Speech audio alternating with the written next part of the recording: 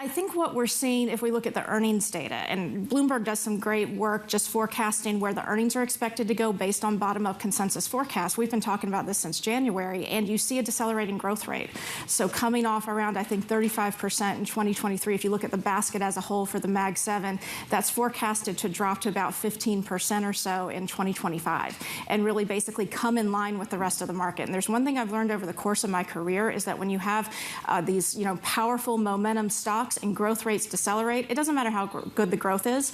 Growth investors get angsty, and that's what I feel like you're seeing in the stock price reaction. It raises big questions right now about what's being rewarded and what's being punished. Going into numbers from Apple and Amazon, we talked about the dates for those two names. Amazon earnings coming tomorrow, Apple coming on Thursday. Can we focus on that a little bit more? What do you sense has been rewarded really well this earnings season? What's getting punished? So if you look at the Russell 1000, and we have to look that big at this early in reporting season, the beats aren't getting rewarded. I mean, they're underperforming. They're not performing as well as they typically do in kind of the 1 to 2 day post prints.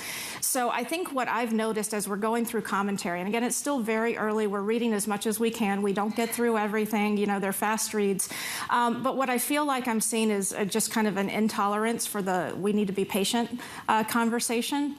We sensed a lot of that early on. I sort of felt like there was a shift last week, kind of midweek, where companies who were saying, okay, we're getting the benefit of these things now, and I'm thinking about specifically on the AI discussion, we're benefiting from the ramp that's going to continue in coming years. Investors were okay with that, but the sort of wait and see, this is going to take time. Again, we've got decelerating earnings growth at, kind of 27 times multiples on a median PE in those biggest tech stocks. Investors just don't have a lot of patience for that right now. So is there time for a pullback now? So we've been getting a little bit of a pullback, and a lot of that has happened as we've had some volatility in these bigger names. Look, I'm not looking for any kind of massive pullback in those names or massive pullback in the markets. We've said we thought the pullback would be worth about 5 to 10%. We've had more than 5.